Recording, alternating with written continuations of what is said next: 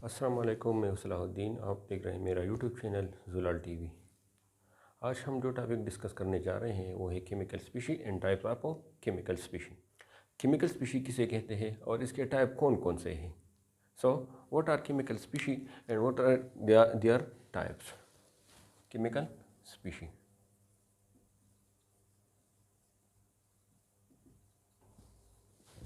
So, chemical species are those substances, those atoms or group of atoms which take part in a chemical reaction is known as a chemical species. वो atoms और group of atoms, for example, atom hydrogen हमारे पास एक atom है और sodium हमारे पास एक दूसरा atom है। अगर ये किसी केमिकल रिएक्शन में पार्टिसिपेट करे तो हम इसको केमिकल स्पीशी कहेंगे। और एटम और group of atom means for example हमारे पास ग्रुप ऑफ एटम्स अगर दो या दो से ज़्यादा एटम्स आपस में मिल जाए तो उसको हम मॉलिक्यूल कहें। Group of atoms is also known as a molecule. For example हमारे पास मॉलिक्यूल है कार्बन मोनोऑक्साइड और CH4 positive. Group of atoms अगर ये किसी केमिकल रिएक्शन में पार्टिसिपेट करे तो हम इसको केमिकल स्पीशी कहेंगे। सिंपली इसको हम इस तरह डिफाइन कर सकते हैं कि atoms or group of atom which take part in a chemical reaction. Atom are group of atom. Group of atom may be molecule, ये मॉलिक्यूल भी हो सकता है। It may be ions etc. So, atom or group of atom which take part in a chemical reaction is known as a chemical species. Now, what are the type of chemical species? Chemical species के कौन कौन से types हैं? So, chemical species are divided into 3 classes. Chemical species के 3 types हैं। Number 1 हम इसे कहते हैं ions. Second one is a molecular ions. And third one is a free radical.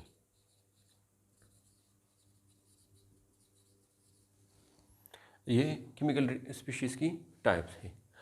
सबसे पहले हम डिस्कस करते हैं ions. What is ions?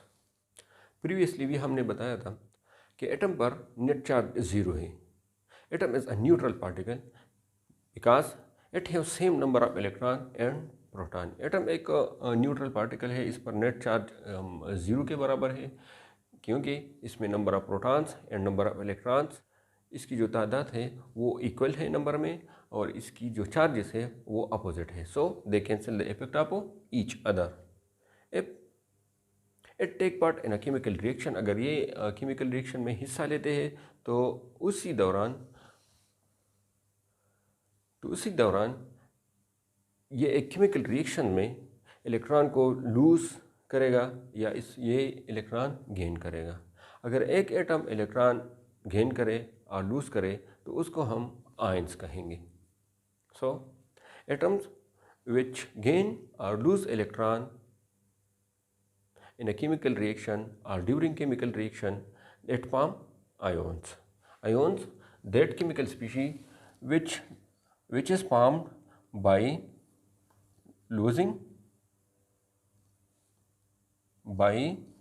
lose or gain of electrons. वो केमिकल स्पीशी, वो एटम जो कि इलेक्ट्रॉन गेन करे और इलेक्ट्रॉन लॉस करे तो उस केमिकल स्पीशीज़, उस एटम्स को हम आयोन्स कहेंगे।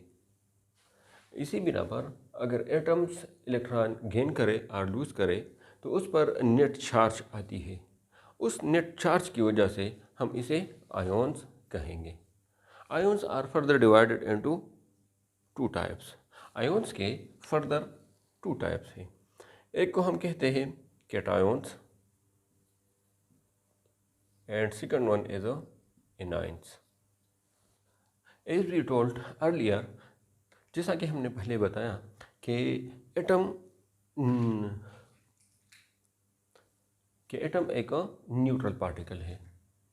अगर एक एटम इलेक्ट्रॉन लूज करे तो उसमें नंबर ऑफ प्रोटॉन्स ज़्यादा होंगे as compare two electron. For example अगर हम एग्जांपल ले लें सोडियम का, सोडियम के आउटर मोस्ट शेल में, सोडियम में total 11 electrons, 11 electron and proton भी हैं 11। अगर ये इसको हम एनर्जी देकर इससे एक इलेक्ट्रॉन किक आउट हो जाए, 1 electron remove, then number of protons, number of electron will become 10 and number of electron will remain as a 11. So electron एक कम होकर इसमें 10 रह जाएंगे और प्रोटॉन वही 12 होंगे, तो इस पर नेट पॉजिटिव चार्ज आ जाएगा। तो कैटायन को हम इस तरह डिफाइन कर सकते हैं कि that atoms which carry a net positive charge is known as a cations. वो स्पीशी, वो एटम जिस पर पॉजिटिव चार्ज आ जाए उसको हम कैटायंस कहेंगे। एग्जांपल हमने यहाँ पर सोडियम की डिस्कस की कि those species, those atoms which carry a unit positive charge, then we told him as a cations.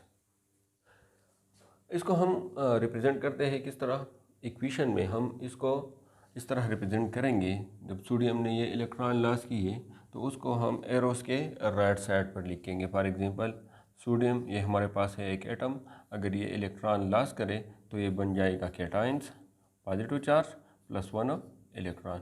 सो वो इलेक्ट्रॉन जो इसने लॉस की थी वो हम इस एरोस के दाएं साइड लिखेंगे, इसको हम राइट साइड पर लिखेंगे। तो इससे हमें पता चलेगा कि इस सोडियम ने इस इलेक्ट्रॉन को लॉस की है। सो हम सिंपली कह सकते हैं that ions which carry a unit positive charge is known as a cations.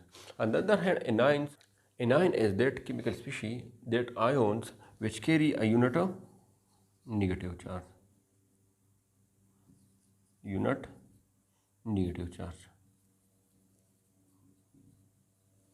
अगर एक एटम्स पर नेगेटिव चार्ज आ जाए तो उसको हम एनाइन कहेंगे। फॉर एग्जांपल अगर हम क्लोरीन का एग्जांपल ले लें, क्लोरीन में टोटल 17 इलेक्ट्रॉन्स एंड 17 प्रोटॉन्स हैं, क्योंकि इसके एटॉमिक नंबर 17 है। अगर ये एक इलेक्ट्रॉन गेन करेगा 1 इलेक्ट्रॉन्स, तो इसमें क्लोरीन में नंबर ऑफ इलेक्ट्रॉन रह जाएंगे 18 एंड प्रोटॉन हो जाएंगे 70। So a unit negative charge increase by 1। एक इलेक्ट्रॉन्स की जो तादाद है वो ऐड हो गई है इधर पर। सो क्लोरीन के एटम्स जब इलेक्ट्रॉन गेन करे तो उस पर नेट नेगेटिव चार्ज आ जाएगा, तो फिर हम इसको कहेंगे एनाइंस। कैटायंस उसी वक्त बनता है जब एक एटम्स इलेक्ट्रॉन लॉस करे, और एनाइंस उसी वक्त बनेगा जब एक एटम इलेक्ट्रॉन को गेन करता है। यहाँ पर इसने जब ये इलेक्ट्रॉन लॉस की थी उसको हमने एरो के राइट साइड पर लिखी थी। यहाँ पर जो वो इलेक्ट्रॉन गेन करे तो उसको हम रिप्रेजेंट करेंगे इसी तरह, chlorine gain 1 electron, so the net negative charge will be appear in a chlorine atom. Anions वो केमिकल स्पीशी, वो आयोन्स जिस पर नेगेटिव चार्ज आ जाए by the gaining of electron gain करके उस पर जब नेगेटिव चार्ज आ जाए तो उस आयन्स को हम एनाइंस कहेंगे। Now the second one is the molecular ions. What is molecular ions?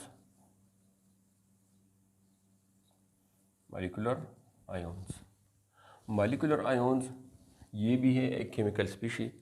जब मॉलिक्यूल, जो हमने पहले बता दिया कि ग्रुप ऑफ एटम को हम मॉलिक्यूल कहेंगे। अगर एक मॉलिक्यूल इलेक्ट्रॉन गेन करे और लॉस करे और एक मॉलिक्यूल पर पॉजिटिव और नेगेटिव चार्ज आ जाए तो हम उसको मॉलिक्यूलर आयोन्स कहेंगे। Molecule which carry positive or negative charge. Molecule which carry positive or negative charge, तो हम इसको कहेंगे कि molecular ions है।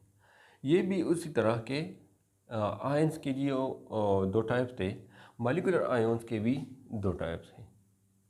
एक है cationic molecular ion, cationic molecular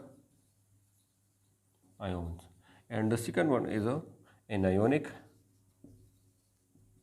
molecular ion. Cations पर पॉजिटिव चार्ज था, तो कैटायोनिक मॉलिक्यूलर आयन पर भी पॉजिटिव चार्ज होगा, मगर वो आयंस था और यहाँ पर होगा क्या, मॉलिक्यूल।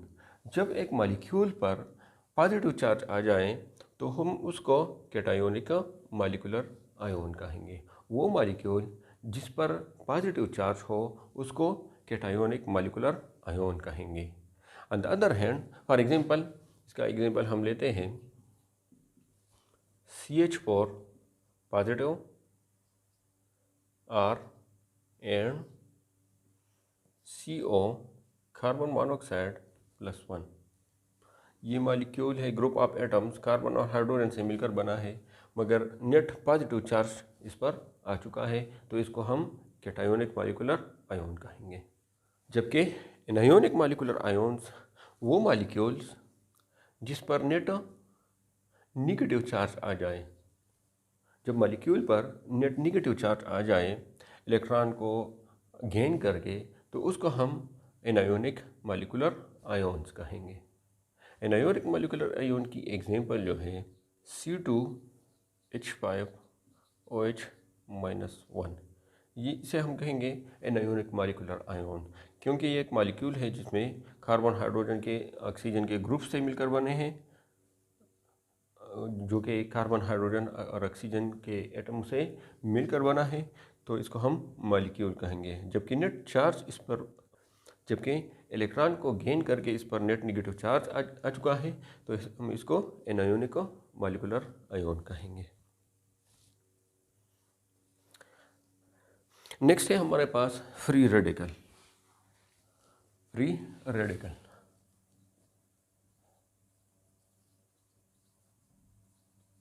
फ्री रेडिकल वो केमिकल स्पीशी, एटम और ग्रुप ऑफ एटम जिस पर अनपेयर इलेक्ट्रॉन हो और ऑड नंबर ऑफ इलेक्ट्रॉन हो, उसको हम फ्री रेडिकल कहेंगे। That chemical species which carry unpaired electron और odd number of electron, that is called free radical. वो केमिकल स्पीशी जिस पर ऑड नंबर ऑफ इलेक्ट्रॉन्स हो और अनपेयर्ड इलेक्ट्रॉन हो, पेयर नहीं हो, मतलब जोड़ा नहीं हो इलेक्ट्रॉन का, सिर्फ वो सिंगल इलेक्ट्रॉन हो, अनपेयर्ड और ऑड नंबर, उसको हम फ्री रेडिकल कहेंगे। Chemical species which have unpair